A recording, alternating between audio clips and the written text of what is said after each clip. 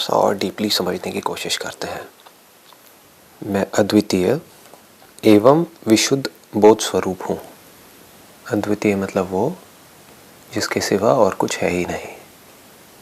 अलग अलग जो भी चीज़ें दिख रही हैं, चाहे वो लिविंग हो चाहे नॉन लिविंग हो, उन सब का जो सोर्स है, जो मटेरियल कॉज है, जो सब्सटेंस है जिसका वो बना है, वो मैं हूँ। अद्वितीय का मतलब यह है। जहाँ कोई फॉर्म दिख रही है वहाँ भी मैं हूँ, जहाँ नहीं दिख रही है वहाँ भी मैं हूँ। तभी अद्वितीय हुआ, नहीं तो सेपरेशन आ गया ना, कि जहाँ फॉर्म है वहाँ तो मैं हूँ, जहाँ फॉर्म नहीं है वहाँ मैं नहीं हूँ। इसका मतलब मैं अद्वितीय नहीं हूँ। इसका मतलब दो हो गए ना, एक स्पेस हो गई और एक फॉर्म हो गई, एक लिविंग हो गया एक नॉन लिविंग हो गया। अद्वितीय का मतलब कहीं कोई सेपरेशन है ही नहीं from the perspective of the material with which everything is made of, all the 5 elements and everything that exists in these 5 elements. एवं मतलब और, सिर्फ इतना ही नहीं। एवं का मतलब सिर्फ इतना ही नहीं कि मैं अब चाहे अष्टावक्र जी खुद को मैं कहें या राजा जनक को कहें, यहाँ पर वैसे राजा जनक को कह रहे हैं, लेकिन वो चाहे खुद को कहे चाहे राजा जनक को कहे, उसमें कोई फ़र्क नहीं है, क्योंकि इस मैं में कोई फ़र्क नहीं है। अगर मैं अद्वितीय है तो अगर वो उस मैं की बात कर रहे हैं जिस लेवल पे वो दोनों अलग अलग हैं, जैसे अष्टावक्र जी दिखने में बिल्कुल अलग है, राजा जनक बिल्कुल अलग है, काम अलग अलग करते हैं, तो वो उस मैं की बात नहीं कर रहे हैं। वो उस मैं की बात कर रहे हैं जिस मटीरियल की वो दोनों बॉडीज़ बनी है, तो उनका मैं वहाँ पर है। तो पहले हमको अपने मैं को ठीक जगह पर रखना है, फिर हम समझ सकते हैं इस बात की गहराई को। इन वर्ड्स में बहुत ज़्यादा पावर है। अगर आप इसकी डेप्थ को फील कर पाओ, इसको समझ पाओ। और सिर्फ इतना ही नहीं, एवं मैं विशुद्ध बोध स्वरूप हूँ। मैं बोध स्वरूप हूँ, इसमें तो हमें किसी को कोई डाउट है ही नहीं कि मैं कॉन्शियस हूँ। अगर मैं कॉन्शियस नहीं होता तो ये जो थॉट्स आ रहे हैं जा रहे हैं, इसके बारे में किसको पता लग रहा है? सपना आया गया, इसके बारे में किसको पता लग रहा है? कुछ दिख रहा है, कुछ टच हो रहा है, कुछ सूंघने में आ रहा है, कोई आवाज़ सुनाई दे रही है, किसको पता लग रहा है? जिसको पता लगता है वो बोध स्वरूप है, जिसके होने से पता लगता है। अगेन यहाँ पर कोई पर्सन नहीं है, एक सब्सटेंस है जिसको वो फील होता है। वो जो सब्सटेंस है, अगर इस और को हम दोनों को जोड़ें तो एक तो हमारा एक्सपीरियंस है, दूसरा हमारा एक्सपीरियंस नहीं है। एक हमारा एक्सपीरियंस क्या है कि मैं बोध स्वरूप हूँ, विशुद्ध बोध स्वरूप हूँ, ये तो हमारा सबका एक्सपीरियंस है। सोचते कुछ और हैं लेकिन एक्चुअल में हम सब कॉन्शियस हैं। और कुछ भी होता रहता है, आता रहता है, जाता रहता है, बुरे से बुरा वक्त आता है चला जाता है, लेकिन मैं वहीं का वहीं रहता हूँ। पेन आता है चला जाता है, प्लेजर आता है चला जाता है। तो इसमें कोई डाउट नहीं आना चाहिए। अगर कोई भी आदमी थोड़ा सा रुक करके आराम से देखेगा तो उसको समझ आ जाएगा। लेकिन जो दूसरी बात यहाँ पर करी जा रही है, एवं अद्वितीय, ये हमारा एक्सपीरियंस नहीं है। हमारा एक्सपीरियंस क्या है कि मैं तो सबसे अलग हूँ। तो इन दोनों को अगर आप जोड़ करके समझोगे, और इसको सिर्फ तभी समझ सकते हो जब आप साउंड ऑफ साइलेंस को समझ पाओ। अगर आप ये देखो कि क्या ये जो साउंड ऑफ साइलेंस है, क्या ये सबसे सटल नहीं है? एक है कोई इमेजिनरी सब्सटेंस जिसके बारे में हम सोचते रहे कि हाँ यहाँ पर नहीं है, लेकिन किसी और प्लैनेट पे एक सब्सटेंस होगा, मैं उसका बना हूँ। तो मैं उसका कैसे बन सकता हूँ? जिस सब्सटेंस का मैं बना हूँ वो यही होना चाहिए ना, मेरे सबसे पास होना चाहिए ना, मेरे सोचने से भी पहले वो मेरे पास होना चाहिए ना, मतलब मेरे थॉट का भी वो ग्राउंड होना चाहिए ना। तो that means it must be nearer to me than the nearest. मेरे सबसे पास क्या है अगर मेरा थॉट नहीं है तो? आप आंख बंद करो और कुछ भी सोच सकते हो। It is so near to you. एक वर्ड कितना पास है आपके, ओम। इससे भी पास आपके क्या है? ओम बोलने से पहले भी जो आपके पास में था वो सब्सटेंस है। तो अगर इन दोनों को आप जोड़ देते हो और इस सच को आप देख पाते हो, इसको रिलेट कर पाते हो उससे जो कि आपका एक्सपीरियंस है, दैट मीन्स कि इसमें कोई डाउट नहीं है कि मैं कॉन्शियस हूँ, मैं बोध स्वरूप हूँ, इसमें कोई डाउट नहीं है, मैं अद्वितीय हूँ। बट अद्वितीय अभी आप एकदम से मैं नहीं बोल सकते। पहले आपको ये देखना पड़ेगा कि क्या कोई ऐसा सब्सटेंस है जिसके ऊपर ये सब कुछ होने का और नहीं होने का कोई फर्क नहीं पड़ता है, जो सबसे सटल है। एक है ग्रॉस, कोई ग्रॉस आवाज है, कोई ग्रॉस सब्सटेंस है, कोई ग्रॉस पार्टिकल है. इज दिस समथिंग सटल और the subtlest that I am aware of. जैसे स्पेस है, स्पेस से भी सटल क्या कहीं कुछ है. तो यहां पर अपनी इंटेलिजेंस को यूज करना होगा कि ऐसा क्या है जो सबसे सटल है, जिसको हमारे सेंसेस नहीं पकड़ सकते हैं, जिसको हम पकड़ के नहीं रख सकते हैं, जिसको हम कैप्चर नहीं कर सकते हैं. तो इन दोनों को जैसे ही आप जोड़ देते हो और इसकी गहराई को आप समझ पाते हो तो कमाल हो जाता है कि वो जो अद्वितीय है, वो जो इस पूरी क्रिएशन का सब्सटेंस है, वो ही बोध स्वरूप है और वो ही मैं भी है. तीनों जुड़ गया आकर के. This is the biggest of puzzles जिसको सुलझाना होता है एक इंसान को. मतलब कि मैं वो है जो सब्सटेंस है इस पूरी की पूरी क्रिएशन का, और वो ही सब्सटेंस, कोई और सब्सटेंस नहीं, वो ही सब्सटेंस बोध स्वरूप है, विशुद्ध बोध स्वरूप है. दैट मीन्स वो ही सब्सटेंस कॉन्शियस भी है, कॉन्शियस ही है, और वो मैं ही हूं. What does that mean? एक है ये पूरी की पूरी क्रिएशन हमें दिख रही है, फॉर्म्स दिख रही है, अपनी ये बॉडी दिख रही है, और हमें ये भी पता है कि बॉडी कल नहीं थी, आज है, कल नहीं रहने वाली है. कितनी बॉडीज आई और कितनी गई, लेकिन उन सब बॉडीज का सब्सटेंस क्या है? मैं हूं. Can you see the depth of this? कि ये जो बॉडी है ये नहीं रहेगी, लेकिन जिस सब्सटेंस की ये बॉडी बनी हुई है वो सब्सटेंस रहेगा.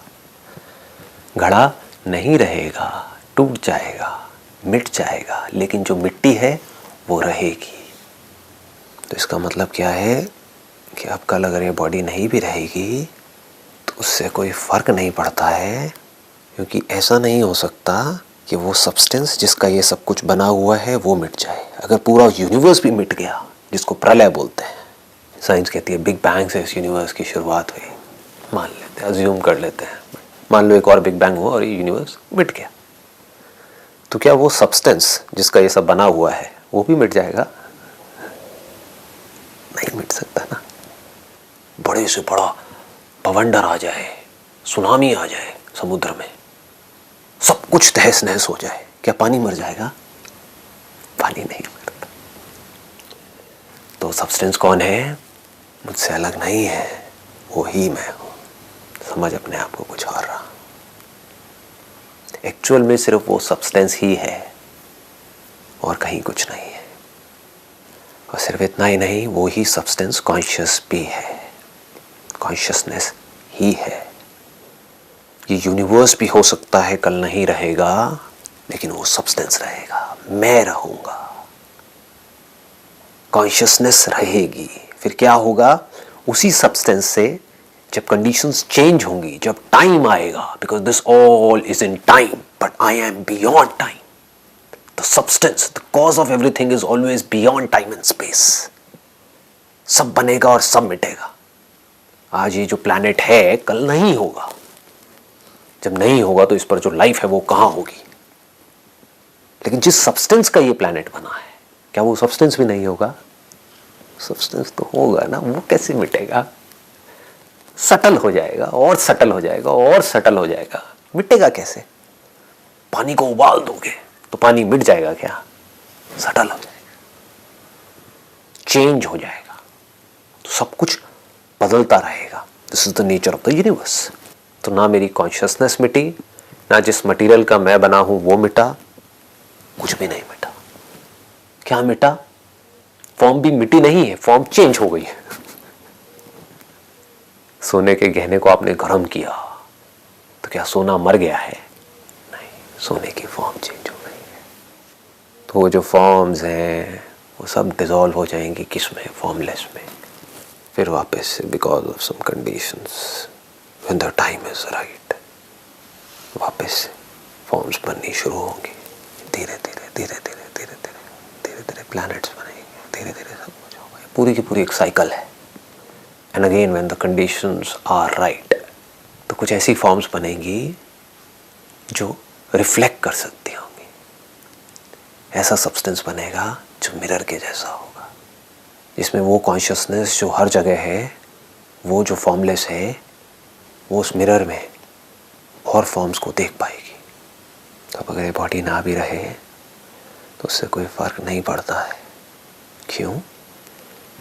क्योंकि जहाँ भी जितनी भी बॉडीज़ हैं, जहाँ भी जितनी भी फॉर्म्स हैं, ये बॉडी नहीं रहेगी, लेकिन उसके बाद भी और फॉर्म्स रहेंगी। कुछ साल बाद जब ये फॉर्म नहीं होगी तो क्या होगा? कुछ और फॉर्म्स होंगी। वो खुश हो रही होंगी, उनको अपने होने का एहसास हो रहा होगा। एक है मेरा होना, उसको मिटाने का कोई तरीका नहीं है। एक है होने का एहसास जो इस फॉर्म से जुड़ा है। लेकिन गलती हम क्या कर रहे हैं? हमने अपने होने को भी इस फॉर्म से जोड़ दिया है। होने के एहसास को जोड़ते हैं, वहाँ तक कोई दिक्कत नहीं है, लेकिन जैसे ही हमारा होना शिफ्ट होता है इस फॉर्म से फॉर्मलेस की तरफ, तो हमारे होने का एहसास भी शिफ्ट हो जाता है। Can you see the depth of this? वो एहसास फिर सिर्फ इस फॉर्म तक नहीं रहता है, वो सारी फॉर्म से जुड़ जाता है। क्योंकि सारी फॉर्म्स किस में है? फॉर्मलेस में है। होने का एहसास किसको होता है? फॉर्मलेस को होता है। जो फॉर्मलेस सब्सटेंस है उसको होता है। तो जैसे ही मेरा मैं ठीक जगह पर गया, मेरा मैं वहाँ पर गया जहाँ पर मैं एक्चुअल में हूँ, तो अब ये सारी की सारी फॉर्म्स मेरी हो गई। ये कहना गलत नहीं होगा। ये सारी फॉर्म्स अगर फॉर्मलेस की नहीं है तो किसकी है? मैं कहाँ तक एक्सपैंड कर गया? इन्फिनिटी तक। मैं हूँ, वो मैं हूँ अब किस पे टिका हुआ है? उस सब्सटेंस पे जिसका ये सब कुछ बना हुआ है। वो मैं हूँ किस पे टिका हुआ है? कॉन्शियसनेस पे टिका हुआ है। क्योंकि एक्चुअल में मेरी आइडेंटिटी क्या है अगर कॉन्शियसनेस नहीं है? तो मैं आपसे पूछूंगा आप क्या हो? आप बाद में बोलोगे मैं ये हूँ, मैं वो हूँ। बीच के उसको सबको हटा दो, सबसे पहले आप बोलोगे मैं हूँ। जो भी इन दोनों के बीच में लगा रहे हो ना, मैं और हूँ के, वो सब झूठ है। मैं लड़का हूँ, मैं लड़की हूँ, मैं अच्छा हूँ, मैं बुरा हूँ, मैं अमीर हूँ, मैं गरीब हूँ। बीच के सबको हटा दो, फिर मैं हूँ को देखो। तो अगर आपकी आइडेंटिटी सही जगह पर आ गई तो ये सब कुछ मुझ में ही तो है। सारी फॉर्म्स मैं ही तो हूँ। सब फॉर्म्स के थ्रू जो अपने होने का एहसास हो रहा है मुझे ही तो हो रहा है। कि इस फॉर्म के मिट जाने से या इस फॉर्म के रहने से मुझे क्या फर्क पड़ने वाला है? सबको जो अपने होने का एहसास हो रहा है वो मुझे ही हो रहा है। इस फॉर्म के जाने के बाद में कहीं पर पहाड़ों पर कुछ बच्चे नाच रहे होंगे, बारिश में झूम रहे होंगे, तो कोई सुध बुध नहीं होगी, मस्त होंगे। उन्हें क्या लग रहा होगा कि मैं खुश हो रहा हूं। बच्चों को वही लगेगा ना जो इस बच्चे को लगा, जो आपको लगा, जो मुझे लगा। उन्हें क्या लग रहा होगा? मैं खुश हो रहा हूं। पर उससे कोई फर्क नहीं पड़ता, कुछ भी लगता रहे। एक्चुअल में बारिश के होने का एहसास किसको हो रहा है? जो बारिश की बूंदें स्किन को टच कर रही है, उसको टच होते ही एक फीलिंग होती है, एक सेंसेशन होती है, अपने होने का एहसास होता है। वो किसको हो रहा है? मुझे ही तो हो रहा है। तो मैं नहीं मरूंगा, मैं मर सकता नहीं हूं। ना मेरे होने का एहसास मरेगा, ना ये यूनिवर्स मरेगा। तो क्या मरेगा? कुछ भी नहीं। एक है मेरा होना जो है मेरा स्वरूप। मैं चाहूं भी तो नहीं हो सकता। मैं हूं। It is choiceless. इंस्ट्रूमेंट्स बनते रहेंगे, मिटते रहेंगे। जैसे जब तक बल्ब एक ठीक होता है तब तक उसमें से लाइट आ रही होती है। बल्ब फ्यूज हो जाता है तो लाइट आनी बंद हो जाती है। There is nothing mystical about it. ये सब इंस्ट्रूमेंट से जुड़ा है, कॉन्शियसनेस से नहीं जुड़ा है। लोग अननेसेसरी कंफ्यूज हो जाते हैं, दोनों को मिक्सअप कर देते हैं। लोग कहते हैं कि इस बॉडी में से कॉन्शियसनेस चली गई है। कॉन्शियसनेस नहीं गई है, वो इंस्ट्रूमेंट खराब हो गया है। इलेक्ट्रिसिटी नहीं गई है, बल्ब फ्यूज हो गया है। इमेजिन करते रहते हैं कुछ का कुछ। बड़ा सिंपल है, इसमें इमेजिन क्या करना है? कोई बॉडी दिख रही है, उसको काट दो तो उसमें से कॉन्शियसनेस मैनिफेस्ट नहीं होगी। कॉन्शियसनेस होगी लेकिन मैनिफेस्ट नहीं होगी। जैसे कैमरे को तोड़ दिया तो उस कैमरे में से नहीं दिखेगा। इतना सिंपल है। यही प्रॉब्लम है, क्योंकि ये सब कुछ इतना सिंपल है। सिंपल चीज को ही तो देखना कॉम्प्लिकेटेड है। कॉम्प्लिकेटेड चीजों में बड़ा मजा आता है। मुझे ये बॉडी क्यों मिली? क्योंकि मैंने पुराने जन्मों में कुछ कर्म किए, अच्छे और बुरे कर्म किए। उन कर्मों के अकॉर्डिंग मुझे ये बॉडी मिली। सब अंधविश्वास की बातें हैं। The moment you inquire you see there is nothing of this sort. This is all crap. There is no reality in it. क्यों हम चीज़ों को खुद ही कॉम्प्लिकेटेड कर रहे हैं, फिर खुद ही उसमें फंस रहे हैं जा करके। लोगों को जस्टिफिकेशन चाहिए, तो वो लोग जो सो कॉल्ड गुरु हैं उनके पास कोई जस्टिफिकेशन नहीं है, तो उन्होंने क्या किया, कर्म का कॉन्सेप्ट बना दिया।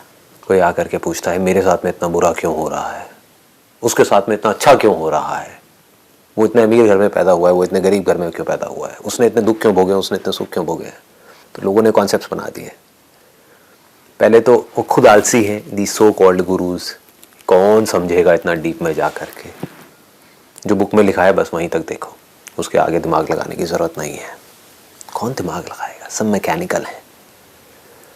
बहुत डीप में जाना पड़ता है इसके लिए, बहुत एफर्ट करना पड़ता है। और प्लस चलो उनको खुद को समझ आ भी गया, तो जो लोग आ रहे हैं उनको खच्चरों को कौन समझाएगा बैठ करके, क्योंकि एक के बाद एक क्वेश्चन आते चले जाएंगे। इससे अच्छा क्या है, तुमने कुछ बुरे कर्म किए होंगे इस वजह से तुम्हारे साथ में बुरा हो रहा है, उसने कुछ अच्छे कर्म किए होंगे उसके साथ में कुछ अच्छा हो रहा है। तुम अब अच्छे कर्म करो तो तुम्हारे साथ में कुछ अच्छा होगा, बुरे कर्म मत करो नहीं तो फिर बुरा होगा, फिर एक बुरा घर मिलेगा। बकवास बात है,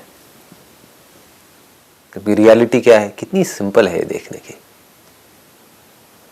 कोई बच्चा कहता है मेरे साथ में बुरा क्यों हो रहा है, आज साइंस ने इतनी तरक्की कर ली है, तो उससे पूछेंगे बुरा किस वे में, वो कहेगा फिजिकली मेरी बॉडी टेढ़ी मेढ़ी क्यों है, तो साइंस उसका टेस्ट करेगी और बताएगी आपको पोलियो है। पोलियो क्यों है, क्योंकि आपके माँ बाप ने आपको बचपन में वो खुराक नहीं दी थी जो देनी होती है। तो पोलियो किसकी वजह से, आपके माँ बाप की वजह से है, उन्होंने खुराक नहीं दी, आलसी हैं आपके माँ बाप। ये फैक्ट है, इसमें there is nothing to question about. या फिर वो बच्चा कहेगा मैं इस घर में पैदा क्यों हुआ, क्यों हुए, क्योंकि उसी घर में आपकी माँ शादी करके उस घर में आई, आपके माँ बाप ने उस घर में सेक्स किया, तो आप उस घर में पैदा हुए। आप अपने माँ बाप की ही कॉन्टिन्यूएशन हो। देखो अपने आप को ऊपर से नीचे तक, अपनी बॉडी को देखो, अपने फीचर्स को देखो, कितना सिंपल है ये सब कुछ समझना। तो मैं गरीब क्यों हूं, सच क्या है, क्योंकि आपके माँ बाप गरीब हैं। मेरे माँ बाप गरीब क्यों हैं, क्योंकि उनके माँ बाप गरीब थे, या हो सकता है उनके माँ बाप अमीर थे, लेकिन आप गरीब इसलिए हो क्योंकि आपके माँ बाप ने कुछ गलत कर्म किए जिस वजह से वो जो आपके दादाजी ने कमाया था वो सब लुटा दिया, इसलिए आप गरीब हो। मुझे अमीर बनना है, आप अच्छे कर्म करो, अमीर बन जाओ। उस लड़की के साथ में इतना बुरा क्यों हो रहा है, जो सोसाइटी में रेप हो रहे हैं क्यों हो रहे हैं, क्योंकि वो जिन्होंने रेप किया उनकी जो अपब्रिंगिंग है वो ठीक नहीं है। हमारा जो एजुकेशन सिस्टम है वहां पर कमी है, उसको ठीक करना पड़ेगा। उनके अंदर मॉरल वैल्यूज को डालना पड़ेगा अच्छे तरीके से अंदर तक। अगर वो डाला जाता तो सिर्फ पढ़ाई पढ़ाई पढ़ाई पढ़ाई पढ़ाई पढ़ाई थ्योरी पे जोर नहीं दिया जाता, मॉरल वैल्यूज पे भी जोर दिया जाता, तो ये काम कभी नहीं होता। और ये काम सिर्फ स्कूल में नहीं होगा, घर में भी होगा। मतलब कौन रिस्पॉन्सिबल है उसके लिए, पूरी की पूरी सोसाइटी। पुलिस अगर अपना काम बहुत अच्छे से करे, जो पनिशमेंट है वो बहुत स्ट्रिंजेंट हो, कोर्ट अपना काम ढंग से करे, तो रेप होना बहुत कम हो जाएंगे। लेकिन इन सब में क्या है कि it is so simple and it is so straight forward कि लोगों को मजा नहीं आएगा ये सब बातें सुनने में। There is nothing mystical about it. तो गुरु को बोलेंगे इसमें फिर तुम्हारा क्या रोल है, फिर हम तुम्हारे पास क्यों आ रहे हैं, तुम्हारे को आकर के इतनी दक्षिणा क्यों दे रहे हैं, क्यों तुम्हारे पैरों में पड़े रहते हैं, कुछ ऐसा बताओ जो हमें नहीं पता। ये सब तो हमें पता है, ये तो सब हमें दिख रहा है, तो कुछ ऐसा बताओ। तो अब गुरु कहानियां सुनाएगा, मुझे देखने दो तुमने क्या किया था, अरे तुमने ये किया था, इस वजह से ऐसा हो रहा है। उस गुरु को खींच करके थप्पड़ मारना चाहिए कान के नीचे, बोलना चाहिए आपने कुछ गलत किया था, इस वजह से आपके साथ ऐसा हो रहा है, मैं नहीं कर रहा हूं, आपने कर्म किए हैं ना, मैं कहां कर रहा हूं। आप बताना जरा आपने ऐसा क्या किया था कि आपको ये पनिशमेंट मिली और मैं जलती हुई सलाखें लेकर के आ रहा हूं, आपकी आंख के अंदर डाल रहा हूं, ऐसा क्या किया था आपने, इतने आपको बुरे फल भोगने पड़ रहे हैं, क्यों आप अपने आप को बचा रहे हो, ये तो आपके कर्मों की वजह से हो रहा है, क्यों मुझे पनिश कर रहे हो, तो आपके कर्मों की वजह से हो रहा है। तो फंस जाएंगे।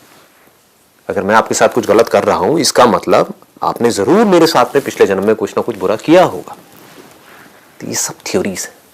If you really want to understand the depth of this, इन थ्योरी से बाहर आना होगा, चीजों को एज इट इज देखना होगा, कामली, कूलली, पेशेंटली। मतलब यहां से क्या हुआ, लॉ ऑफ कर्मा पूरा का पूरा ढह गया। लॉ ऑफ कर्मा आप कहां तक है, जो अभी हब कर रहे हो उसके आपको फल मिलेंगे। मतलब it is so simple and easy to understand. आपको एक बीमारी है, दवाई खा लो, बीमारी ठीक हो जाएगी, सिंपल। बीमारी कोई और है, दवाई कोई और खा रहे हो तो ठीक नहीं होगे। तो चाहे आप जानबूझ करके करो चाहे अनजाने में करो, उसका फल तो आपको मिलेगा ही मिलेगा। आप ये नहीं कह सकते मैंने अनजाने में गलत दवाई खा ली, फल तो फिर भी मिलेगा। और अगर इसको ब्रॉडर विजन को, इसकी जो अष्टावक्र गीता की ब्रॉडर विजन है या जो रियलिटी है उसकी ब्रॉडर विजन है, अगर उसको आप समझ पाओ, वो क्या है, जो भी मैं कर्म करने वाला हूँ उसका असर इस पूरी दुनिया पे होने वाला है। मैं जो भी कुछ करने वाला हूँ उसका डायरेक्टली या इनडायरेक्टली असर सबके ऊपर होने वाला है। ये सिंपल लॉ ऑफ कर्मा है। और जो दूसरे करने वाले हैं उसका असर मेरे पे होने वाला है, चाहे मैं चाहूँ या ना चाहूँ। This is so simple and easy to understand. लेकिन यहाँ तक कोई सोच नहीं सकता, कोई देख नहीं सकता। क्यों? क्योंकि सोच अपनी बॉडी में ही अटकी पड़ी है, सबको सिर्फ अपनी पड़ी है। मेरे साथ में सही होना चाहिए, किसी और के साथ में कुछ गलत भी हो जाए कोई फर्क नहीं पड़ता। स्ट्रक्चर ही ऐसा है। मुझे टॉप करना है, बाकी बच्चे फेल होते हैं, हो जाएं। मुझे प्रमोशन चाहिए इस कंपनी में, बाकी लोग मरते हैं, मर जाएं। स्ट्रक्चर ही ऐसा है, कॉम्पिटिटिव स्ट्रक्चर। तो अगर जेन्युइनली आप कभी फ्यूचर में कुछ भला करने का सोच रहे हो इस दुनिया का, तो पहले अपनी विजन को बड़ा करो, तब आप भला करने का सोच सकते हो। नहीं तो जो आपका भला भी करना होगा उसके अंदर भी आपका कोई ना कोई हिडन मोटिव होगा, कोई एजेंडा होगा, एक सेंटर होगा जहाँ से आप एक्ट कर रहे होंगे। वो सेंटर क्या है कि मैं वही कर रहा हूँ जो मेरी इस बॉडी के लिए ठीक है। क्या भला करोगे, बाकी का बाद में देखें।